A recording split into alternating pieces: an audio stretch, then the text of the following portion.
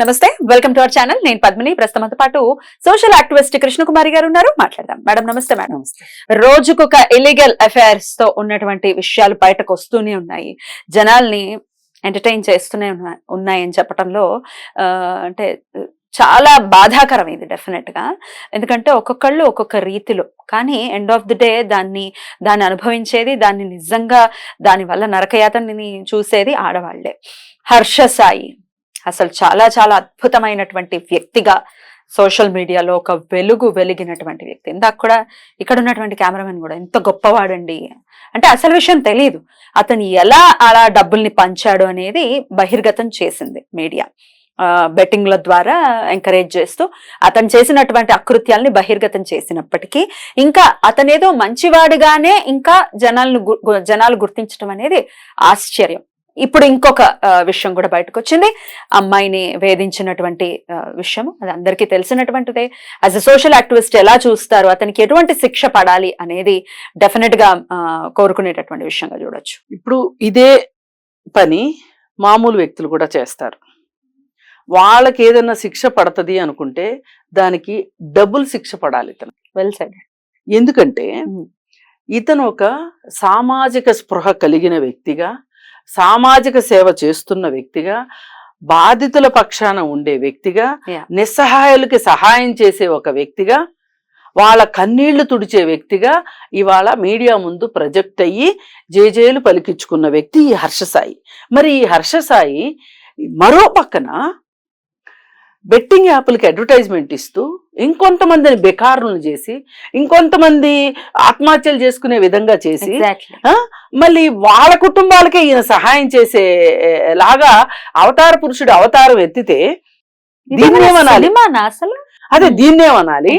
పైగా ఇంకొక పక్క ఆ అమ్మాయితోటి స్నేహం నటించి, ప్రేమ నటించి, వ్యాపారంలోకి దించి, ఆ అమ్మాయితో డబ్బులు పెట్టించి, ఆ అమ్మాయి ఏమి మరీ నోట్లో వేలు పెడితే కొరకలేని అమ్మాయి అని నేనేమి సైడ్ తీసుకోవట్లేదు. కానీ ఇవాళ చూసుకుంటే ఆ అమ్మాయికి నువ్వు డబ్బులు ఇవ్వాల్సి వచ్చావు, ఆ సినిమాకి సంబంధించి నువ్వు డబ్బులన్నా ఇవ్వు, లేదు అనుకుంటే నీ మీద ఏ ప్రేమతోటి ఆ అమ్మాయి ఈ సినిమాకి డబ్బులు పెట్టిందో ఆ ప్రేమనైనా ఇవ్వు. కనీసం ఒకటి పోతే ఒకటైనా దక్కాలి కదండి. ఇప్పుడు ఏదో అంటారు సామెత, వ్రతం చెడ్డా ఫలం అంటారు. ఆ విధంగా ఫలమే లేనప్పుడు ఇంకా వ్రతం చెట్టం ఎందుకు? అందుకోసం ఏంటంటే ఆ అమ్మాయికి ఏం కావాలో ఆ అమ్మాయి చెప్తూనే ఉంది.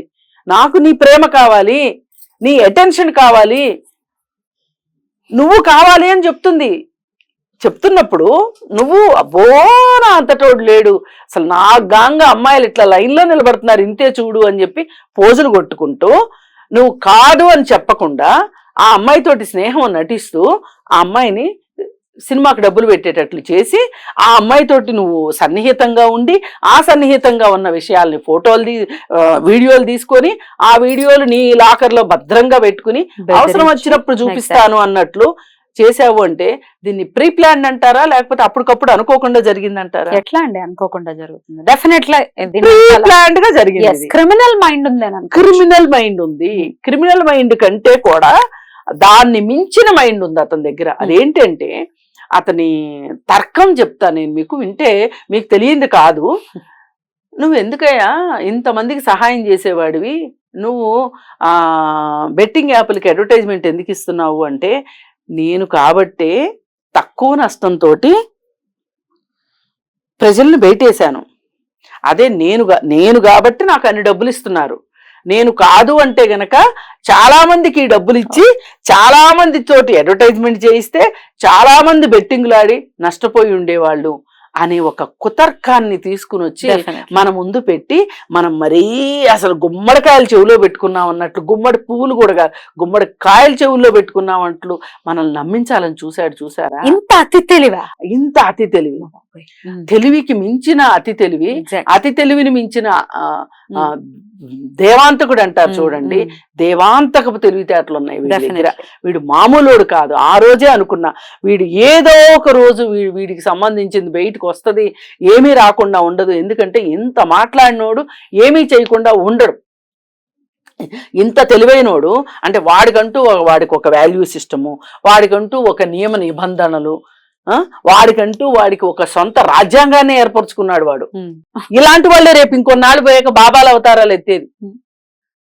బాబాలు కూడా ఇంతే, వాళ్ళు చేసే ప్రధానికి ఎక్కడో ఎత్తుకుని ఇగో ఆ డేరా బాబా అని ఒకడు ఉన్నాడు పంజాబ్ లోనో ఎక్కడో, గమనించే ఉంటారు. ఇప్పటికీ కటకటాల వెనకాల చక్కగా తిరుగుతున్నాడు. బీజేపీ గవర్నమెంట్ లో ఇవ్వకుండా ఎలా ఉంటారు? వాడు బీజేపీలో చేరాడు, అందుకే ఇచ్చేశారు వాడికి. సరే, అంతకంటే గొప్పోళ్ళు చాలా మంది జైళ్లలో మొగ్గుతున్నారు, అది వేరే విషయం, అది వేరే టాపిక్. గాని వీడు అంతటి తెలివైనోడు, వీడు మామూలు తెలివైనోడు కాదు. అందుకే ఆ అమ్మాయి వీడి కోసం, వీడి ప్రేమ కోసం చస్తే వీడు దాని డబ్బుల కోసం చచ్చాడు. ఇది చాలా మోసం, ఇది నేరం. వీడు చాలా notorious personality, notorious criminal brain అనాలి. అది తెలివితేటలు ఒక లెవెల్ దాటిన తర్వాత, తెలివి బాగా ఎక్కువైపోయిన తర్వాత, అతి తెలివి అయిపోయిన తర్వాత, మితిమీరిన తెలివితేటలు వచ్చిన తర్వాత అవి ఒక వేరే రూపంలోకి వెళ్ళిపోతాయి. ఒక మానసిక రుగ్మత అయిపోతుంది, ఖచ్చితంగా రుగ్మతే అవుతుంది. వాడు అసలు మానసిక రోగి వాడు. ఎందుకంటే నేను చాలా అందంగా ఉంటాను, నేను చాలా స్టైల్గా ఉంటాను, వాడి బట్టలు వేసుకునే విధానము, వాడి ఒక నార్సిస్టిక్ యాటిట్యూడ్, నార్సిస్ట్ వాడు. నేనే గొప్పోడిని, నేనే గ్రేటు అన్నట్లు. పైగా నేను కాబట్టే ఇదంతా చేయగలుగుతున్నాను అని ప్రపంచం ముందు ప్రొజెక్ట్ చేసుకున్నాడు, చూసారా వాడు. అందుకే ఈ విషయం కూడా ఇది తప్పు అనుకోవట్లేదు, ఎప్పటికీ అనుకోడు. మోసం చేసే వాడికి ఎప్పటికీ వాడి పర్స్పెక్టివ్ నేను కరెక్టే ఉన్నాను అనుకుంటాడు. బట్ కొంతమంది తప్పని తెలిసి కూడా మేము చేస్తున్నాము, కానీ ఎవరికి తెలియనంత వరకు అమ్మయ్య అనుకుంటారు. కానీ తెలిసిన తర్వాత అది ఎంతో కొంత తలంచుతారు. వీడు ఆ టైప్ కూడా కాదు.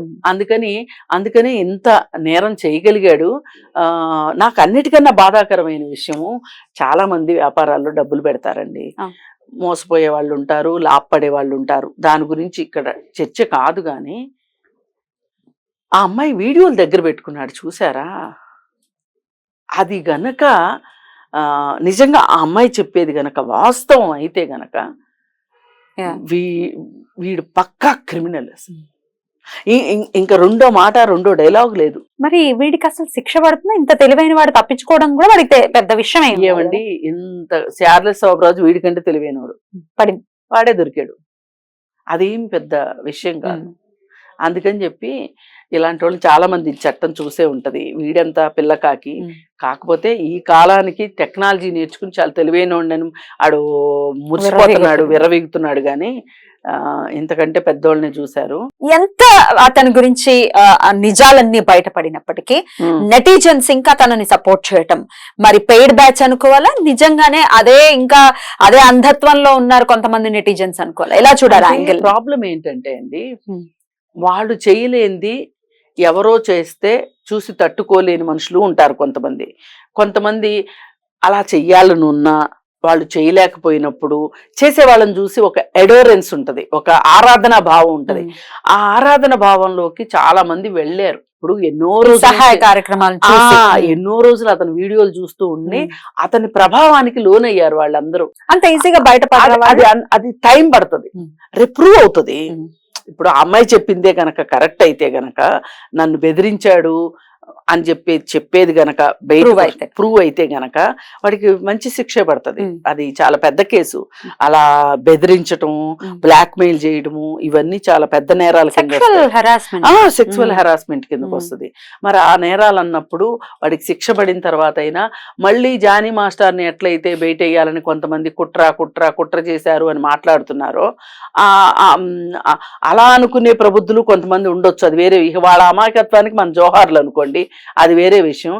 ఏదైనా మనం ఆలోచించాల్సింది ఏంటంటే, ఇప్పుడు ఒక టాటాలో, బిర్లాలో అలాంటి వాళ్ళు సేవా కార్యక్రమాలు చేస్తున్నారు, పేదలకు ఏదన్నా పంచి పెడుతున్నారు, సహాయ కార్యక్రమాలు చేస్తున్నారు అంటే వాళ్ళ దగ్గర ఉంది కాబట్టి వాళ్ళు పెట్టారు అని. అసలు హర్ష సాయి దగ్గర ఏముందని, లాజిక్ ఏంటి? యూట్యూబ్ నుంచి వచ్చే డబ్బులతో ఎంతవరకు చేయగలరు? ఎంతమందికి యూట్యూబ్ ఛానల్స్ ఉన్నాయి, వాళ్ళకి తెలుసు, అవగాహన ఉంది ఎన్ని డబ్బులు వస్తాయని. అసలు ఆశ్చర్యం, అది ఎలా చేస్తున్నాడు, ఏదో మోసం ఉంది, గ్యాంబ్లింగ్ ఉంది దీని వెనకాల Gambling. అనుకోవాలి కదా. గ్యాంబ్లింగ్ ఉంది. ఏ గ్యాంబ్లింగ్ లేకుండా ఇదంతా జరగలేదు. Right. అతను ఆ సామాజిక స్పృహ లేకుండా అసలు సమాజంలో దీని ఇంపాక్ట్ ఏంటి అనేది ఆలోచించుకోకుండా ఆ యాడ్ ఇచ్చాడు చూసారా, ఆ యాడే ఇవ్వటం వెనకమాల నేను ఇంత ఆలోచించకుండా ఇచ్చాను, నేను ఇక నుంచి ఇవ్వను అని అనుంటే గనక, ఆ మెచ్యూరిటీ అన్న ఉండుంటే గనక ఇంత తిట్టుకోవాల్సిన అవసరం ఉండేది కాదు. ఇప్పుడు చిరంజీవి గారు ఎంత పెద్ద ఆయన కోకోకోలా యాడ్ మానేశాడు. ఎందుకు అంటే ప్రజల దగ్గర నుంచి వస్తున్న నెగటివ్ ఫీడ్బ్యాక్ ఏదైతే ఉందో గౌరవించారు. దానిలో ఆ కెమికల్స్ ఉన్నాయని, అదని ఇదని హానికరమైనవి ఉన్నాయని తెలిసినప్పుడు ఎలాగో నేను సైన్లు పెట్టేశాను కాబట్టి ఈసారికి కానీ నెక్స్ట్ టైం నుంచి నేను చేయొద్దు అని అనుకున్నాడు. ఆయన దాన్ని రెన్యువల్ చేయలేదు. ఆయన ముందు వీడెంత అండి, ఎంతో కొంత బాధ్యత ఉండాలి. ఒక్క ముక్క ఇంత బాధ్యతారహితమా? ఏంటంటే హర్షసాయి అనేవాడు తప్పు చేశాడు అని ఒప్పుకుంటే ఎక్కడ డౌన్ అయిపోతాను అనే ఒక భయం, ఎక్కడా వెనకడుగు వేయటానికి వీల్లేదు, ఒక్కడుగు ఆగటానికి వీల్లేదు, ముందుకే వెళ్ళాలి అనే ఒక ఉద్దేశంతో చేసిన పనులు ఇవన్నీ. పెద్ద పెద్ద రిపోర్టర్స్ గా చలామణి అయ్యేటటువంటి కొంతమంది రిపోర్టర్స్ గాని, జర్నలిస్టులు గాని ఆయన ఇంటర్వ్యూస్ చేశారు, మనం చూసాం. బోల్డ్ అంతా రీసెర్చ్ చేశాం, మేము నిజమా కాదా అని రీసెర్చ్ చేశాము. అది కూడా పెయిడ్ ఇంటర్వ్యూ అని అనుకోవచ్చండి. అంటే వాళ్ళకి ఇచ్చిన సాక్ష్యాలు, ఆధారాలు అలాంటివి అయ్యి ఉండాలి. వీళ్ళు రీసెర్చ్ చేశాము అని వాళ్ళు అడ్మిట్ చేసినప్పుడు research what is the meaning of research? ఇప్పుడు రీసెర్చ్ అంటే వాళ్ళు ఏం చెప్తారు, అతను ఎవరికి సహాయం చేశాడో వాళ్ళ ఇంటి వాళ్ళ దగ్గరికి వెళ్ళి మాట్లాడితే వాళ్ళు ఏం చెప్తారు, నిజమేనండి అని చెప్తారు. ఇదే వీళ్ళు. అంతేగాని అతని ఆర్థిక మూలాల్లోకి వెళ్ళి చూసి వచ్చిన వాళ్ళు ఉన్నారని నేను అనుకోను. యాక్చువల్గా అది కదా పాయింట్. అక్కడికి వెళ్ళాలి. అసలు ఈ డబ్బులు ఎక్కడి నుంచి వస్తున్నాయి? ఇప్పుడు అతడు సినిమాలో ఒక బ్యూటిఫుల్ డైలాగ్ ఉంది, వాడు 20 సంవత్సరాల వయసు కూడా లేనివాడు ఒక 10 లక్షలు నాకు చెక్ ఇచ్చాడు అంటే ఆ రోజే నేను అడుగుండాల్సింది, 10 లక్షలు నీకు ఎక్కడ, ఇంత చిన్న వయసులో ఈ డబ్బులు నువ్వు ఎలా సంపాదించావో నేను అడుగుండాల్సింది అన్నాడు కదా. అలాగే ఇంత చిన్న కుర్రాడు వెనక వాళ్ళ ఫ్యామిలీ బ్యాక్గ్రౌండ్ లేకోకుండా ఇన్ని సహాయాలు ఎలా చేస్తున్నారు అని మనం ఆలోచించకుండా సహాయం చేస్తున్నాడు ఇంతే చాలు, ఎవరో ఒకరు సహాయం చేస్తున్నారు కదా ఇంతే చాలు అని అనుకోవటము. పైగా సహాయం చేసేటప్పుడు వాళ్ళని అతను చూపించిన ప్రొజెక్ట్ చేసిన విధానం చాలా బాధాకరమైందండి. ఇప్పుడు శ్రీదేవి అని ఇంకొక అమ్మాయి కూడా చేస్తూ ఉంటుంది. ఆ అమ్మాయి కూడా చాలా ఒక రకంగా చాలా ఇండీసెంట్ గా బిహేవ్ చేస్తుంది, డీసెన్సీ చూపించదు. ఎట్లాంటి విషయాలు? ఎట్లాంటి నీకేం కావాలి అని అడుగుతుంది, సరే ఎంతో కొంత డబ్బులు తీసుకురా అంటది, డబ్బులు తీసుకుని వస్తారు. కొట్టడం కూడా అప్పుడప్పుడు అబ్జర్వ్ చేశారా వాళ్ళని, చేయెత్తి ఇట్లా అనటం. తను చేస్తున్నది మంచి పని అయ్యి ఉండొచ్చు. నో అండి, అంటే సేవ నేను అనేది స్నో సేవ. ఇక్కడ నేను సేవకు కూడా అర్థం చెప్తాను మీకు ఒక్క నిమిషంలో. ఇప్పుడు అబ్బో ఈ డబ్బులకి ఇంత వచ్చేస్తాయండి మరి అని మాట్లాడటం అంటే ఒక కామిక్ వేలో మాట్లాడుతుందని అనుకోకూడదు. నేను అనుకోనట్లా. ఒక ఇద్దరు స్నేహితుల మధ్యలో కామిక్ వే ఉంటది, ఒక తల్లి కూతురు మధ్యలో కామిక్ వే ఉంటది. నువ్వు మొదటిసారి వాళ్ళని చూస్తున్నావు, నీకు వాళ్ళకు ఉన్న బంధం ఏంటి, నీకెట్లా కామిక్ వస్తుంది అక్కడ? తప్పు.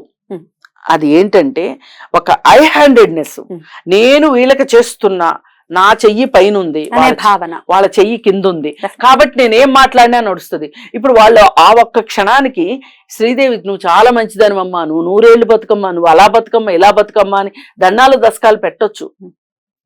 అంటే నీకు అసలు అంత పెట్టించుకోవాలనే కోరికతోనే ఇస్తున్నావా నువ్వు అవన్నీ? ఇది తప్పు. నేను ఎంఏ సోషల్ వర్క్ చేశాను. దానిలో మాకు సైకాలజీ ఒక సబ్జెక్ట్ ఉంటుంది. దానిలో సర్వీస్ ఎలా చెయ్యాలి, ఎంఎస్డబ్ల్యూ అంటేనే అది. దానిలో మనకెంత మంచి సైకలాజికల్ గా బ్రెయిన్ మంచిగా ఉంటే మనము సోషల్ వర్క్ అంత బాగా చేస్తాము అని చెప్పి రీజనింగ్ చెప్పారు ఒక ప్రొఫెసర్. ఏం చెప్పారు అంటే, మీరు ట్రాఫిక్ సిగ్నల్ దగ్గర ఎవరన్నా వచ్చి మిమ్మల్ని డబ్బులు అడుగుతారు, డబ్బులు అడిగినప్పుడు మీరు డబ్బులు ఎలా ఇస్తారు అని అడిగింది. అడిగితే ఇస్తామండి ఇస్తా. ఎలా ఇస్తారు? ఇలా వేస్తారు. అయితే కాకుండా టచ్ అనే కాదు, మీ చెయ్యి పైన ఉంటది కదా, అవును అవును వాళ్ళ చెయ్యి కింద ఉంటది కదా. దీన్ని బట్టి మీరు ఏమనుకుంటారు అంటే పాపం వాళ్ళు కష్టాల్లో ఉన్నారు, అడుగుతున్నారు, ఇస్తున్నాము అనుకుంటారు. ఎగ్జాక్ట్లీ. నో, మీకు వాళ్ళకి ఇచ్చిన డబ్బులు ఇచ్చినప్పుడు మీ మనసు ఎంత సాటిస్ఫాక్షన్ లోకి వెళ్తుందో దానికి విలువ కట్టగలరా అని అడిగింది ఆవిడ. మీకు అంత సాటిస్ఫాక్షన్ ఇస్తున్నారు వాళ్ళు, యాక్చువల్ గా వాళ్ళే లేకపోతే. ఎగ్జాక్ట్లీ, వాళ్ళే లేకపోతే మనం ఎవరికి ఇస్తాం? మనం ఎవరికి ఇస్తాం? పుచ్చుకునేవాడే లేకపోతే ఇచ్చేవాడు ఎవరికి ఇస్తాడు? ఎవరికి ఇస్తారు? ఇక్కడ ఈ లెక్కన కీర్తింపబడాల్సిన వాళ్ళు ఎవరు? తీసుకునే వాళ్ళే. మనకి సంతోషాన్ని ఇస్తుంది ఎవరు? తీసుకున్న వాళ్ళు. మనకు సాటిస్ఫాక్షన్ ఇస్తుంది ఎవరు? Definitely వాళ్ళు కదా. కానీ మనం ఏం ఆలోచిస్తాం? మనం అధికులము అనే భావంలోనే ఇస్తాం. ఈ కాన్సెప్ట్ ఉండొద్దు. నీ దగ్గరికి కౌన్సిలింగ్ వచ్చిన వాళ్ళైనా సరే, నీ దగ్గర ఒక సలహా కోసం, ఒక సంప్రదింపు కోసం వచ్చే వాళ్ళైనా సరే, నేను గొప్ప, నేను చదువుకున్నాను, నేను తెలివైన దాన్ని, నాకే తెలుసు కాబట్టే వాళ్ళు ఒక నిస్సహాయ పరిస్థితిలో నా దగ్గరికి వచ్చారు కాబట్టి నాది పై చెయ్యి అనుకోవడం చాలా తప్పు అని ఆవిడ చెప్పారు. అప్పటి వరకు నిజానికి ఆ కాన్సెప్ట్ నాకు కూడా తెలియదు. మరి ఏదైనా చదువుకుంటేనే తెలుస్తుందండి, ఒట్టి గాలి మాటలు మాట్లాడుకుంటే ఏమీ తెలియదు. అయితే వాళ్ళు ఎంత అనుభవంతో చెప్పుంటారు అది. ఆమె ఎన్ని పుస్తకాలు చదివించి ఉంటుంది, చదివితే ఆమెకి ఇది అర్థమయ్యి ఉంటది. నాలాంటి స్టూడెంట్స్ కి ఎంతమందికి చెప్పుంటది ఆవిడ. సో ఈ నేచర్ శ్రీదేవిలో మిస్ అవుతుంది. ఈ నేచర్ శ్రీదేవిలో మిస్ అవుతుంది, హర్ష సాయిలో మిస్ అవుతుంది. ఎందుకు మిస్ అవుతుందో కూడా చెప్తా నేను. ఎందుకు అంటే తద్వారా వీళ్ళు ఒక కీర్తిని పొందాలనుకుంటున్నారు, ఒక సంతృప్తిని పొందాలనుకోవట్లా. కీర్తికి సంతృప్తికి చాలా తేడా ఉంది. డెఫినెట్లీ. సంతృప్తి అనేది ఒక మానసికమైంది, కీర్తి అనేది ప్రాపంచికమైంది. సంతృప్తికి దానికి ఇవ్వాల్సిన అవసరం లేదు, అంటే ఏమంటారు, వీడియోస్ చేసి చేయాల్సిన పబ్లిసిటీ అవసరం లేదు. కీర్తికి మాత్రమే పబ్లిసిటీ కావాలి. మీరు ఈ కీర్తి ద్వారా మీరు ఇంకేదో ప్రయోజనాన్ని ఆశిస్తున్నారు కాబట్టి మీకు ఈ ప్రాపగాండా కావాల్సి వచ్చింది. ఇంత ప్రచారం చేసుకుంటున్నారు మీరు. అందుకని ఈ ప్రచారం చేసుకునే దగ్గరకు వచ్చేసరికి అసలు పాయింట్ మిస్ అయిపోతుంది. ఇక్కడ అసలు పాయింట్ ఏంటి? ఒకరికి సహాయం చేయడం అనేది, అవసరంలో ఉన్న వాళ్ళ అవసరాన్ని గుర్తించి వాళ్ళ అవసరానికి తగ్గట్లుగా సహాయం చేయడము అనేది ఇక్కడ ఒక కాన్సెప్ట్. ఆ కాన్సెప్ట్ మిస్ అయిపోయి మీరు చేస్తున్నారు, వాళ్ళు తీసుకుంటున్నారు, మీరు ఇస్తున్నారు, వాళ్ళు తీసుకుంటున్నారు, మీరు అధికులు, వాళ్ళు సామాన్యులు. ఇది ఎప్పుడైతే వచ్చేస్తుందో అప్పుడే వాళ్ళ మైండ్ లో ఒక కమర్షియల్ యాంగిల్ వచ్చేస్తుంది. ఆ కమర్షియల్ యాంగిలే హర్ష సాయిని మింగేసింది ఒక రకంగా. ఇప్పటికైనా కళ్ళు తెరవాల్సింది ఎవరు అంటే హర్ష సాయి మాత్రమే కాదు, అభిమానులకు అర్థం కావాలి ఇదంతా. అసలు ఏం చేసి ఈ డబ్బులు సంపాదిస్తున్నాడు, ఒకటి ఈ చేయడం ద్వారా ఏం కావాలనుకుంటున్నాడు హర్ష సాయి అనేది ఈ క్లారిటీ వస్తే అతన్ని గుడ్డిగా అభిమానించే వాళ్ళు, అనుసరించే వాళ్ళు కొంచెం ఆగి ఆలోచిస్తారు. కమెంట్స్ వచ్చే పర్స్పెక్టివ్ నుంచి అడుగుతున్న ప్రశ్న ఇది. మరి మీరేం చేశారు? మీరేమైనా సేవా కార్యక్రమాలు చేశారా? వాళ్ళ గురించి మాట్లాడుతున్నారు అని ఒకవేళ కమెంట్ వస్తే ముందే దీనికి మీరు ఆన్సర్ చేయండి మేడం. నేను చదువుకున్నాను, MSW. నేను ఫ్యామిలీ కౌన్సిలింగ్ చేస్తాను. ప్రొజెక్ట్ చేయరు? ఒకవేళ సేవలు చేస్తే నేను ప్రొజెక్ట్ చేయను. పైగా నేను ఇంకోటి ఏం చేస్తానంటే నా సొంత డబ్బులతో నేను ఏది చేయను. నా సొంత డబ్బులతో చేసేదాన్ని నేను సేవ అనుకోను. నేనేం చేస్తానంటే ఎప్పుడు కూడా సోషల్ వర్క్ లో నెట్వర్క్ చాలా ఇంపార్టెంట్. మాకు ఒక సబ్జెక్టే ఉంటుంది సోషల్ వర్క్ లో, నెట్వర్క్ అనేది. నెట్వర్క్ ఎందుకు ఇంపార్టెంట్ అంటే నేనంటూ సేవ చేస్తే అది లిమిటెడ్ అవుతుంది.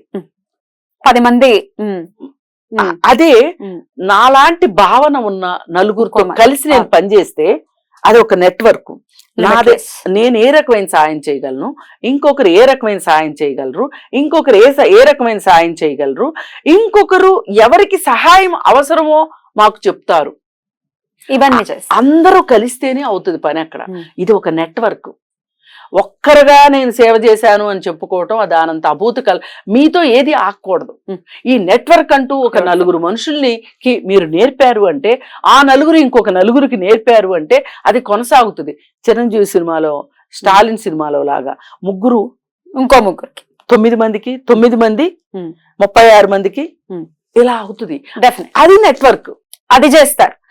అది చేస్తాను. అది మాట సహాయమా లేకపోతే ఇంకొకట అనేది సబ్జెక్ట్ ని బట్టి ఉంటుంది. నాకెంతో మంది డబ్బులు ఉన్న వాళ్ళు తెలుసు, ఉమ్. అలాగే నాతో సహాయం పొందే వాళ్ళకి డబ్బులు ఉండొచ్చు, అలాగే నా దగ్గరకు వచ్చే వాళ్ళల్లో చాలా మంది అవసరాలు ఉన్న వాళ్ళు ఉండొచ్చు. ఈ అవసరం ఉన్న వాళ్ళని, ఆ డబ్బులు ఉన్న వాళ్ళని లింక్ చేశాను అనుకోండి, అది సహాయం కాదా? అదే చెప్పక్కర్లేదు, అది సహాయం కాదని అనుకోవడానికి లేదు. సహాయం కాదు అని అనను. అలాగే నేను మాత్రమే చేయగలను, నేను లేకపోతే వాళ్ళ ఇంట్లో కోడి కుయ్యదు, పిల్లి పొయ్యిలోంచి లేవదు అని నేను అనను. ఏదో ఒక శక్తి పనిచేస్తూనే ఉంటది, ఎవరో ఒకళ్ళు చేస్తూనే ఉంటారు. కానీ ఆ చేసేదాని వెనకమాల మన ఉద్దేశం ఏంటి అనేది చాలా ఇంపార్టెంట్. ఆ ఉద్దేశం ఎలా ఉండాలి అంటే, నీకు సంతృప్తినిచ్చేది అయి ఉండకూడదు, వాళ్ళకి అవసరమైంది అయి ఉండాలి. డెఫినెట్, బ్యూటిఫుల్ అండి. ఇప్పుడు చాలా మంచి థాట్ ప్రాసెస్. నీది సంతృప్తి, కానీ వాడికి అది యూజ్ అవ్వాలి కదా. ఇప్పుడు ఒకసారి బ్రిటన్ రాణి రాజప్రసాదం ముందుకు వచ్చి గొడవ చేస్తున్నారంట ప్రజలు. ఏంటంత గొడవ చేస్తున్నారు వాళ్ళు అని అంటే, వాళ్ళకి బ్రెడ్ కావాలంట. బ్రెడ్ ఏంటి, కేక్ ఇవ్వండి అందంట. వాళ్ళు అసలు బ్రెడ్ లేదని వచ్చారు. కేక్ ఎందుకు వాళ్ళకి? ఆమె అసలు ఒక మనిషి బ్రెడ్ తో అవసరం ఉంటుందని ఆమె అనుకోవట్లే. ఓహో, ఓకే, రైట్. అసలు ఆ యాంగిల్ తెలియదు, ఆ యాంగిలే తెలీదు. ఓకే. ఇప్పుడు బ్రెడ్ చీపా, కేక్ చీపా అనేది, ఇప్పుడు ఆ వచ్చిన వాళ్ళకి బ్రెడ్ అడిగే వాళ్ళకి బ్రెడ్ ఇచ్చి పంపించవచ్చు కదా. వాళ్ళ అవసరం అది. నువ్వేం ఆలోచిస్తున్నావు, నీ దగ్గర ఏది ఉందో, నీ తాహత ఏదో నువ్వు అది ఆలోచిస్తున్నావు, కానీ వాళ్ళ అవసరం ఏదో ఆలోచించగలిగా. నీకు తాహత ఎంతైనా ఉండొచ్చు, వాళ్ళ అవసరం ఇంపార్టెంట్. బ్యూటిఫుల్ అండి. డెఫినెట్ గా ఇది ఈ ప్రశ్న వీళ్ళ గురించి, ఎందుకంటే కమెంట్స్ తో చాలా నీచంగా మనం చూస్తూనే ఉన్నాము. We don't care, but then ఒక్క మైండ్ అయినా అర్థం చేసుకోగలగాలన్న ఉద్దేశంతో అడగడం జరిగింది. ఎనీవేస్, హర్ష సాయికి శిక్ష పడేటటువంటి పరిస్థితి ఉంటుంది. ఇఫ్ ఎట్ ఆల్ ప్రూవ్ అయితే డెఫినెట్ గా శిక్ష పడాలి అని కోరుకుంటూ, ఇంకొకటండి, చాలా మంది ఏమంటున్నారంటే, ఆడపిల్లలు ఊరికే కేసులు పెట్టేస్తున్నారు, ఏమీ లేకుండా కేసులు పెడుతున్నారు, చట్టాలన్నీ వాళ్ళకే అనుకూలంగా ఉన్నాయని మాట్లాడుతున్నారు. అది చాలా తప్పు. ఏమీ లేకుండా పోలీస్ స్టేషన్కి వెళ్ళినంత మాత్రాన కేసులు పెట్టండి. ఎఫ్ఐఆర్ ఫైల్ చేయరు కదండి, చెయ్యరు. కంప్లైంట్ తీసుకొని చూసి అందులో నిజాలేంటి, దానికి సంబంధించి వాళ్ళకి ఎక్కడన్నా అనుమానం వస్తే దానికి సంబంధించిన ఆధారం ఏంటి అని అడిగి, అవన్నీ కరెక్ట్ గా ఉంటే అతన్ని ఎవరి మీద అయితే కేసు పెట్టారో అతన్ని పిలిపిస్తారు. అతను సకాలంలో వచ్చి సహకరించాడు అనుకోండి విచారణకి, అక్కడే మాట్లాడేసేసి ఒక అండర్స్టాండింగ్ ఏదైనా వస్తే గనక అక్కడే క్లియర్ అయిపోతుంది. అది అసలు ఎఫ్ఐఆర్ అవ్వదు, అది క్లోజ్ అయిపోతుంది. ఎప్పుడు ఎఫ్ఐఆర్ అవుతుంది, ఆ వచ్చిన మనిషి సహకరించకపోతేనో, లేకపోతే వచ్చి ఇంకా పోలీసుల్ని దూషించటాలు ఇవన్నీ కూడా చేస్తుంటారు కొంతమంది మహానుభావులు. అలాంటప్పుడు ఎఫ్ఐఆర్ అవుతుంది. ఎఫ్ఐఆర్ అయ్యింది అంటే ఎంతో కొంత వాస్తవాలు ఉన్నాయి అని. ఈ వాస్తవాలు ప్రూవ్ అవ్వకపోవచ్చు, కోర్టు నమ్ముతుందా లేదా తర్వాత విషయం. ముందైతే మటుకు ప్రాథమిక విచారణ ప్రకారం ఎఫ్ఐఆర్ అంటేనే అది ఫస్ట్ ఇన్ఫర్మేషన్ రిపోర్ట్. మరి దానిలో ఫస్ట్ ఇన్ఫర్మేషన్ ఏమి ఇచ్చారు అనేది చూసుకుంటారు, ఎఫ్ఐఆర్ చేస్తారు. తర్వాత ఎఫ్ఐఆర్ కి వీళ్ళు మాట్లాడిన దానికి వీటన్నిటికీ వినలేదనుకోండి, అప్పటికి ఎఫ్ఐఆర్ అయ్యాక కూడా వినలేదనుకోండి, ఛార్జ్ షీట్